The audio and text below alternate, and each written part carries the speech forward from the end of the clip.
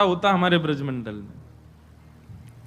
तो ऐसे राधाष्टमी का भाव। अब कई लोग पूछ रहे हैं कैसे क्रम होना चाहिए, तो देखो ठाकुर जी का जन्मोत्सव मनाया जाता रात्रि 12 बजे, पर किशोरी जी जो हैं ये उदिया भाव से प्रकट हुई। मतलब सूर्य उदय, जैसे ही सूर्य की प्रथम किरण पड़ी है पृथ्वी पर, बस हल्के हल्के सूर्य उदय हुआ, तभी किशोरी जी का प्रादुर्भाव हुआ।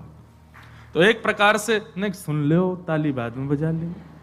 सुबह 4:30 बजे, 4-4:30 बजे आप सबको, अगर घर में किशोरी जी विराज रही हैं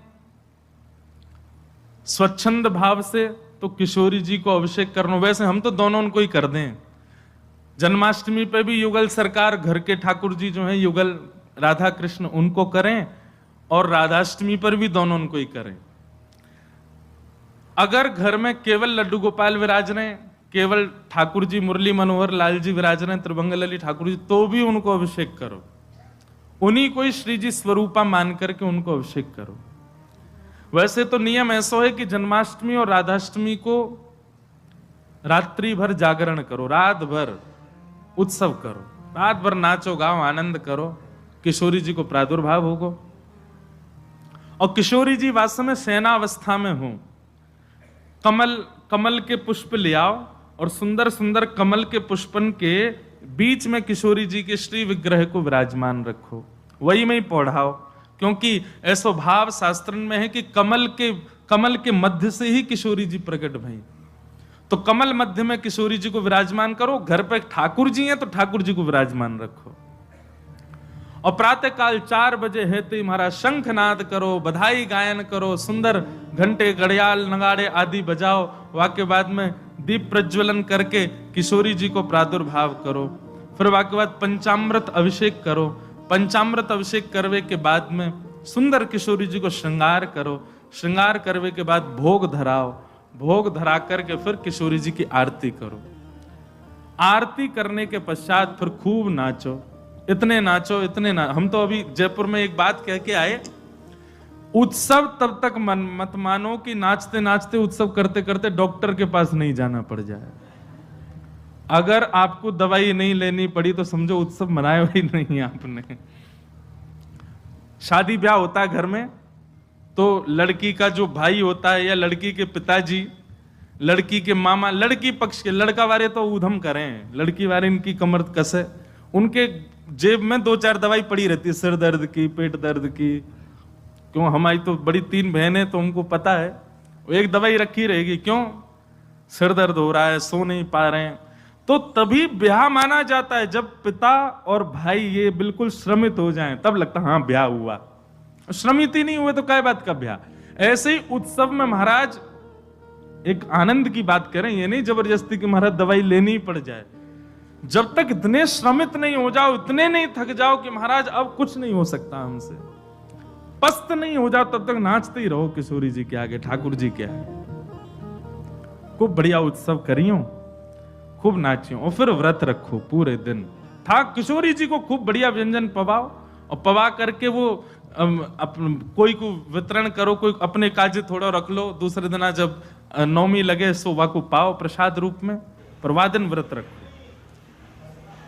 और भैया नहीं रुको जाए तो पालियो, चकाचक पाओ। बोले हमारी श्री जी को उत्सव है, हम तो पाएंगे तो पाओ, कोई दोष भी नहीं।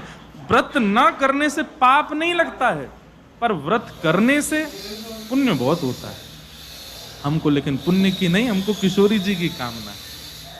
तो इस प्रकार। और फिर एक नियम सुनो, ओम नमः शिवाय। या तो संभावना बने तो सहस्त्र कमल, 1000 कमल, और 1000 कमल की भावना नहीं बने तो 1000 कोई भी पुष्प, लेकिन सुगंधित होने चाहिए, बिना सुगंध वाले नहीं। मोगरा के हो जाएं, हार श्रृंगार के हो जाएं, गुलाब के हो जाएं, और यदि व्यवस्था बन जाए तो कमल 1000 हो जाएं। किशोरी जी के अभिषेक के बाद, आरती करने के बाद, सब आरती आदि पूजन किशोरी जी को भोग लगाने के बाद, फिर उसके बाद 1000 कमल से श्री चरणों की अर्चना करो। अब अर्चना में तो कई लोग ऐसा भाव रखेंगे कि राधा सहस्त्र नाम गाओ, राधा सहस्त्र नाम से 1000 कमल चढ़ाओ, पर हमारी भावना ऐसी गोपाल सहस्त्र नाम से चढ़ाओ, गोपाल जी के नाम से एक एक कमल ठाकुर जी, क्योंकि भैया धन धन राधिका के चरण, बड़ी महिमा है किशोरी जी के। पद्म पुराण में तो इतनी सुंदर व्याख्या है किशोरी जी के जन्मोत्सव की। 1000 एकादशी मल्टीप्लाई इनटू 100 कर दो, जितना आएगा इतना फल मिलता है एक राधाष्टमी का व्रत करने से।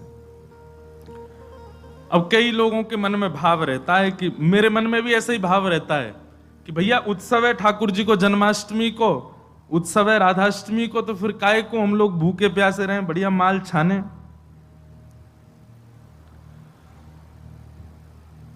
तो भाव तो रहता है, पर शास्त्रों में बड़ी महिमा है।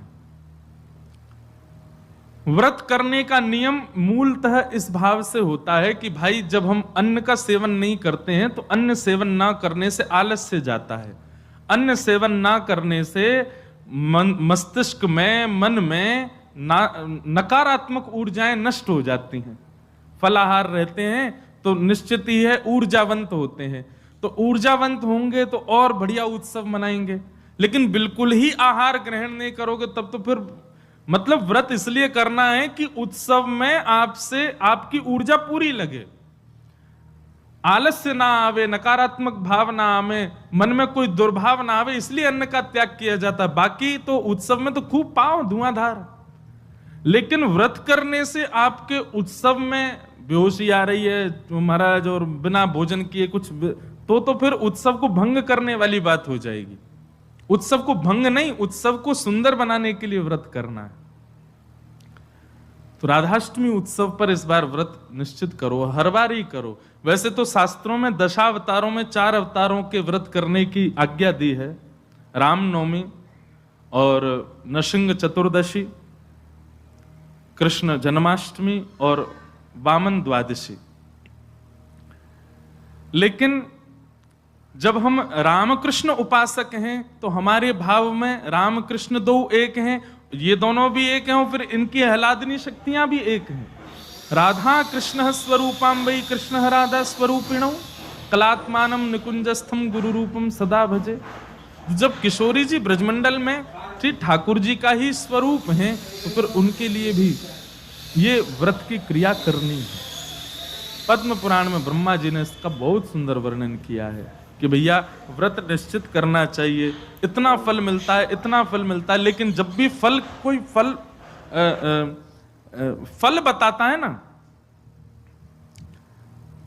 कि महाराज जी ये करने से ये फल मिलता है, ये करने से ये फल, मन में एक ही बात आती है, अगर ये करने से ये फल मिलता है, अगर हम इसके बदले फल की कामना ना करके ठाकुर जी की कामना करें तो हमको व्रत इसलिए करना है हमको श्री जी मिले, हमको व्रत इसलिए करना हमको ठाकुर जी मिले।